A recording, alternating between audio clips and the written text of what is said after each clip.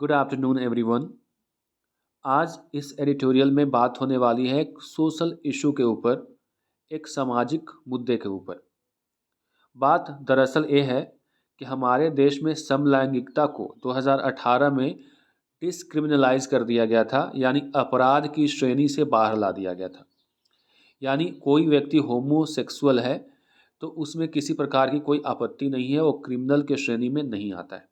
2018 में फैसला आया था और अब जो मांग उठ रही है देश में कि होमोसेक्सुअलिटी को, समलैंगिकता को इस तौर पे ले जाया जाए, इस ऊंचाई पे ले जाया जाए जहाँ पे एक दूसरे को जीवन साथी बना पाएँ, यानी एक दूसरे से शादी कर लें, यानी सेम तरह के सेक्स में शादी, सेम सेक्स मैरिज की बात हो रही है। अगर लड़की लड़की से चाहे तो शादी कर ले, लड़का लड़का है चाहे शादी कर ले। इस पे बवाल मचा हुआ है, विवाद उत्पन्न हो गया, जिसमें दो भाग हैं। एक और हमारे देश का सुप्रीम कोर्ट और दूसरे तरफ हमारा लेजिस्लेटिव, यानी हमारा जो विधान है, संविधान है, उन दोनों के बीच में टकराव की स्थिति है। सरकार, जो मौजूदा सरकार है, वो इस पक्ष में नहीं है कि इसको इतना इजी तरीके से अधिकार के रूप में प्रेजेंट कर दिया जाए, इतना जल्दी हम लोग मैरिज एक्ट में संशोधन करके इसको पास कर दें। वहीं दूसरी तरफ सुप्रीम कोर्ट ने एक लेजिस्लेटिव काउंसिल बना करके इस पे बात करने की कोशिश की है, या फिर कह सकते हैं एक कॉन्स्टिट्यूशनल बेंच बनाने की बात कही है। अब सब मिला करके अब जो मौजूदा स्थिति है कि सरकार को क्या करना चाहिए, क्या नहीं करना चाहिए, इसी के बारे में टॉपिक है जिसको आपको ध्यान से समझना है। जैसा कि आप देख सकते हैं, स्टार्ट हो रहा है इन एक्शन। इन एक्शन का मतलब होता है कि जब आप किसी भी काम में एक्शन नहीं लेते हैं, यानी उस किसी प्रकार का कोई मेजर कदम नहीं उठाते हैं, तो इन एक्शन कहलाता है। एंड इंटरवेंशन, अगर सरकार की जो इनएक्शन की नीति है, यानी काम ना करना उसके ऊपर, उसकी वजह से क्या होगा कि यहाँ पे जुडिशियरी जो होते हैं उसको इंटरवीन करना पड़ता है, यानी उसमें हस्तक्षेप करना पड़ता है। तो एक तरफ तो कर्तव्यहीनता है, काम न होना है, और सरकार के काम न करने की वजह से सुप्रीम कोर्ट को इस मामले में इंटरवीन करना पड़ा है। इसीलिए इस टॉपिक का नाम रखा गया in action and intervention. In action मतलब नॉट इन एक्शन, और इंटरवेंशन का मतलब क्या होगा, किसी चीज़ में हस्तक्षेप करना। इस एडिटोरियल में बात किसके बारे में हो रही है, तो on the handling of the social issues. Bharat सरकार के ऊपर आरोप लगाया जा रहा है कि जो भी सामाजिक मुद्दे हैं उसको हैंडल करने में इनएक्शन के मुद्रा में रहती है सरकार, यानी सही तरीके से उसको हैंडल नहीं करती है। लेजिस्लेटिव इनएक्शन, लेजिस्लेटिव का मतलब हो जाए वैधानिक, तो जो विधान है, हमारा संविधान है, तो वैधानिक जो इनएक्शन है ऑन सोशल इश्यूज, यानी सोशल इशू के मुद्दे पे किसी प्रकार का लेजिस्लेटिव यानी वैधानिक एक्शन की कमी विल लेजिटिमाइज जुडिशियल इंटरवेंशन, जो कि वैध ठहराएगा। लेजिटिमाइज का मतलब वैध ठहराना, लीगल ठहराना। जुडिशियल इंटरवेंशन, जुडिशियल का मतलब क्या हुआ, न्यायिक। इंटरवेंशन का मतलब हस्तक्षेप। अभी ये बात कही गई है कि अगर लेजिस्लेचर की तरफ से कोई काम अगर नहीं होता है तो ऐसे में ये लीगल हो जाता है कि जुडिशियल इंटरवेंशन होगा, यानी न्यायिक हस्तक्षेप होगा। जुडिशियल का मतलब न्यायिक, इंटरवेंशन का मतलब हस्तक्षेप। वही बात कही जा रही है यहाँ पे। The supreme court decision, supreme court की decision to refer to a constitutional bench, कि इस मामले को, कौन सा मामला, सेम सेक्स मैरिज का मामला को कहाँ भेजा जाए, एक कॉन्स्टिट्यूशनल बेंच के पास भेजा जाए। The issue of granting legal recognition, legal मतलब वैधानिक पहचान, यानी सेम सेक्स मैरिज को लीगलाइज करने के मुद्दे पर सुप्रीम कोर्ट ने कहा है कि इस मामले को कॉन्स्टिट्यूशनल बेंच के पास भेजा जाए। इसको इस कदर देखा जा सकता है, can be seen as an important step towards ensuring gender equality, यानी ये कह रहा है कि सुप्रीम कोर्ट के द्वारा जो एक कदम उठाया गया है कि सेम सेक्स मैरिज के मुद्दे को कॉन्स्टिट्यूशनल बेंच को रेफ़र करने का, वो एक प्रकार से देखा जा सकता है कि एक बहुत ही महत्वपूर्ण कदम है, जेंडर इक्वलिटी की तरफ, यानी जो सुप्रीम कोर्ट सुनिश्चित करना चाहती है जेंडर इक्वलिटी, उसके तरफ एक बहुत बड़ा कदम के तौर पे देखा जा सकता है। जेंडर इक्वलिटी का मतलब समझते हैं जो समान जो लिंग के बीच में जो भेदभाव नहीं हो, अलग अलग हम लोग देखते हैं कि औरत या मर्द हो, मेल हो या फीमेल हो, उनके बीच में जेंडर गैप देखने को मिलता है, इक्वलिटी देखने को नहीं मिलता है। तो जेंडर इक्वलिटी के मुद्दे को एक नई दिशा के देने के क्षेत्र में सुप्रीम कोर्ट का एक कदम देखा जा रहा है। डिस्पाइट एप्रीहेंशन, एप्रीहेंशन का मतलब होता है संशय, संशय मतलब आपको डाउट रहता है। तो संशय के बावजूद, डिस्पाइट का मतलब के बावजूद, that it is encroaching on the legislative domain, इस संशय के बावजूद कि ये जो कोर्ट का फैसला है वो लेजिस्लेटिव का जो क्षेत्र है उसको क्या कर रहा है, इनक्रोच कर रहा है, अतिक्रमण कर रहा है, इसके बावजूद भी सुप्रीम कोर्ट ने कहा है कि क्या करना है, एक कॉन्स्टिट्यूशनल बेंच बनाना है। पेटिशनर्स, पेटिशनर्स का मतलब होता है याचिकाकर्ता, जो कोर्ट में अपील करते हैं। तो याचिकाकर्ताओं की अगर बात करें, before the court view the idea of giving the legal status for marriage between people belonging to the same sex as a natural consequences of the 2018 judgment decriminalising homosexuality. अब देखिए, ये जो पेटिशनर्स हैं, याचिकाकर्ता, क्या देखते हैं इसमें, कोर्ट के सामने देखते हैं या वो अपना व्यू रखते हैं कि जो होमोसेक्सुअल की बात करें यानी समलैंगिकता की बात करें, उसको 2018 के जजमेंट में डिस्क्रिमिनलाइज कर दिया गया था, और इसके परिणाम के तौर पे, कॉन्सिक्वेंसेस मतलब होता है परिणाम, सेम सेक्स मैरिज को भी एक उसके परिणाम के तौर पे पेटिशनर्स देख रहे हैं। यानी कुल मिलाकर के पेटिशनर्स ये गए कोर्ट के सामने कि आप ही के कोर्ट के द्वारा 2018 में सेम सेक्स या फिर होमोसेक्सुअलिटी को क्या दिया गया था, डिस्क्रिमिनलाइज कर दिया गया था, यानी अपराध की श्रेणी से बाहर कर दिया गया था। तो जब होमोसेक्सुअलिटी यानी समलैंगिकता को आपने अपराध की श्रेणी से बाहर कर दिया, तो ऐसे में शादी भी हो सकती है इन दोनों के बीच में, इसका भी स्टेटस हम लोगों को मिल जाए, इसके लिए वो कोर्ट में फिर पहुंचा है याचिकाकर्ता। द गवर्नमेंट हाउएवर, सरकार हालांकि, कंटेंट्स का मतलब विरोध करना होता है, that there is no need to depart from the homo normative understanding of marriage. सरकार कहती है कि यहाँ पे कोई ज़रूरत नहीं है कि जो होमो नहीं है, हेट्रो है, हेट्रो जो नॉर्मेटिव है, हेट्रो नॉर्मेटिव का मतलब जो विजातीय शादियाँ होती है, तो एक सेक्स में, सेम सेक्स में नहीं, डिफरेंट सेक्स में जो शादियाँ होती है, उससे डिपार्ट मतलब दूर होने की ज़रूरत नहीं है। जो हमारे दिमाग में अंडरस्टैंडिंग है शादी का, जो विषम जोड़ों के साथ जो शादी होती है उसमें विश्वास करने की ज़रूरत है, एक केंद्र सरकार का कहना है। And even if there out to be such a change, अगर मान लो कि इसमें चेंज करना भी चाहिए, इस तरह का चेंज होना भी चाहिए, तो you must come from the legislature. ये कहाँ से होना चाहिए, लेजिस्लेचर से होना चाहिए, संविधान से होना चाहिए, यानी यहाँ पे संसद भवन से होना चाहिए, ना कि कोई कोर्ट के फैसले से होना चाहिए।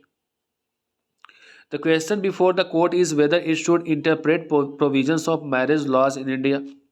अब सवाल एक खड़ा होता है कि कोर्ट को एक्सप्लेन करना चाहिए, इंटरप्रेट का मतलब होता है व्याख्या करना, प्रोविज़न का मतलब प्रावधान होता है, तो क्या कोर्ट को शादी के जो कानून के जो प्रोविजंस हैं उसकी व्याख्या करनी चाहिए इंडिया में, खास करके the special marriage act 1954, special marriage act 1954 में आया था, as permitting marital unions between same sex couples.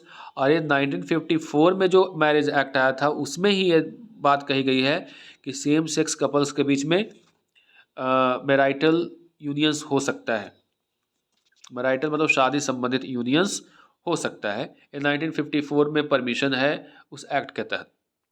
तो क्या कोर्ट को इसको एक्सप्लेन करने की ज़रूरत है। The act allows the solemnization of a marriage between any two person is used by those who are unable to register their marriages under their respective personal laws. इस act के अनुसार कहा कि सोलमनाइजेशन का मतलब होता है सेलिब्रेशन। तो एक शादी का एक सेलिब्रेशन होता है, दो पर्सन के बीच का ये मामला होता है, और जनरली तब होता है जब इसमें अपने पर्सनल लॉज के तरह इसको रजिस्टर नहीं किया जाता है। हमारे यहाँ शादी वगैरह होती है तो क्या किसी लॉ के तहत उसको रजिस्टर किया जाता है? नहीं, एक प्रकार का सेलिब्रेशन होता है।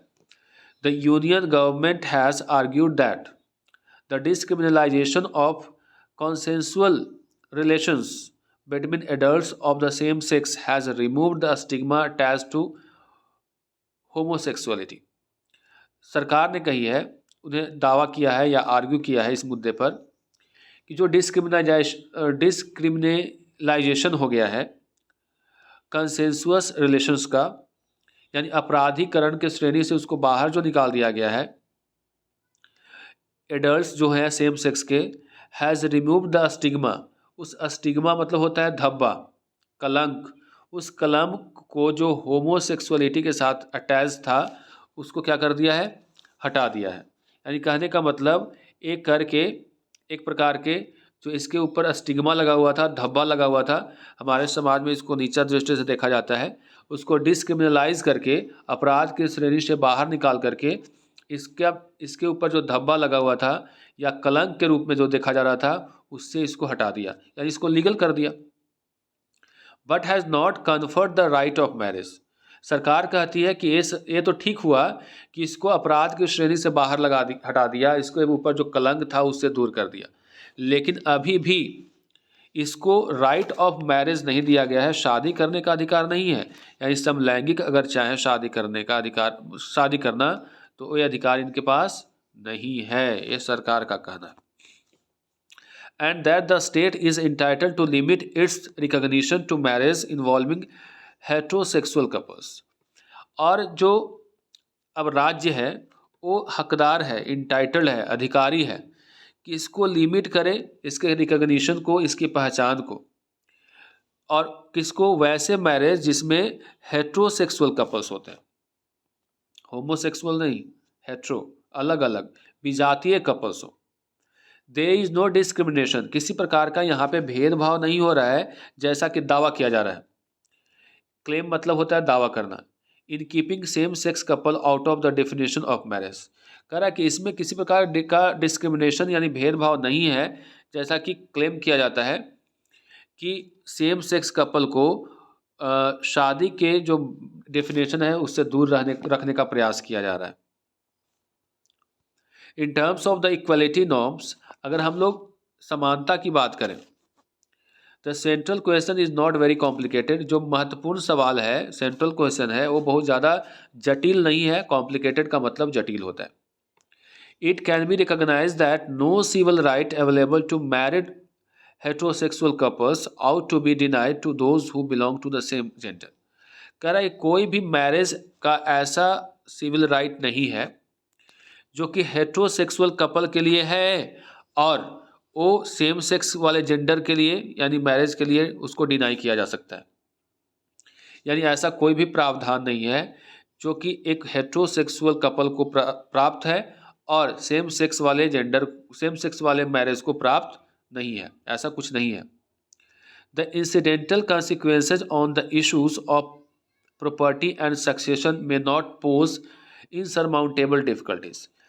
कह रहा है कि एक और इंसिडेंटल कॉन्सिक्वेंसेज है, यानी जब ऐसी होगी तो एक परिस्थिति से उत्पन्न होने वाले जो एक कॉन्सिक्वेंसेज है, परिणाम है, वह ये है कि प्रॉपर्टी या फिर उसका जो पीढ़ी होगा आगे कैसे बढ़ेगा, सक्सेशन कौन होगा, एक कोई ऐसा प्रॉब्लम नहीं है जो कि इनसरमाउंटेबल है। इनसरमाउंटेबल वर्ड बहुत इंपॉर्टेंट है। इनसरमाउंटेबल का मतलब होता है जिसके ऊपर काबू ना पाया जा सके। तो ऐसा डिफ़िकल्टी नहीं है जिसके ऊपर काबू नहीं पाया जा सकता है। सेम सेक्स में अगर कोई शादी करता है तो आगे का जो सक्सेशन होगा यानी वंश को आगे बढ़ाना या फिर जो भी होगा, प्रॉपर्टी का मामला है, कैसे बटेगा, क्या होगा, तो ये एक प्रॉब्लम ऐसा है जो कि इनसरमाउंटेबल नहीं है। ऐसा कोई नहीं है कि जिसका कोई उपाय नहीं है, उसका भी तरीका निकल सकता है। The centres other argument, centre का जो दूसरा आर्गूमेंट है इस मुद्दे को लेकर के, जिसमें इन्वॉल्व कर रहा है religious norms and cultural values. सरकार कहती है कि अलग अलग रिलीजन का अलग अलग शादी करने का प्रावधान है, अलग अलग मैरिज एक्ट्स हैं और लॉज हैं, और ऐसे में अगर शादी को ये दे दिया जाए तो ऐसे में जो हमारा कल्चर है, कल्चरल वैल्यूज है या फिर नॉर्म्स है, रिलीजियस नॉर्म्स है, नियम है, कानून है, वो इसमें शामिल हो जाएगा और दिक्कतें होंगी। Against the recognition of same marriage act is weak and इनएडिक्वेट। सरकार का दूसरा दावा कि और एक तरह से रिलीजियस नॉर्म्स है और कल्चरल वैल्यूज़ का हवाला देकर के बोल रही है, वो सेम सेक्स मैरिज के खिलाफ उसका एक कमज़ोर या अपर्याप्त तर्क है। यानी सरकार का जो एक तर्क है कि हमारे कल्चरल वैल्यूज़ को कम करेगा या फिर रिलीजियस नॉर्म्स के अनुरूप नहीं होगा, तो ये सरकार के द्वारा दिया गया जो तर्क है वो वीक है, मतलब कमज़ोर है, और इनएडिक्वेट है यानी अपर्याप्त है। इट इज़ फ्यूटाइल, फ्यूटाइल का मतलब बेकार होता है। It is futile to argue that, ये बेकार में बहस करना है कि इट विल अंडरमाइन फेथ और रॉक सोसाइटल वैल्यूज़। कह रहा है कि ये बेकार बहस करना है कि इसके वजह से अंडरमाइन मतलब होता है कम जाना, फेथ जो है विश्वास कम जाएगा, और जो हमारा रॉक सोसाइटल वैल्यूज़ है यानी पत्थर की तरह एक अडिग सोसाइटी से रिलेटेड हमारा जो वैल्यूज़ है उसमें कमी आएगी। ये बात कहना सरकार की गलत है। The mere fact, the only fact that many people consider marriage to be a sacrament और अ होली यूनियन। हमारे देश में शादी को एक तरह से एक कह सकते हैं कि होली या पवित्र यूनियन के तौर पे देखा जाता है, इसको एक ओकेज़न के तौर पे देखा जाता है, and not enough to deny equal status to the union of people of the same sex और undermine the essential character as a social and economic contract.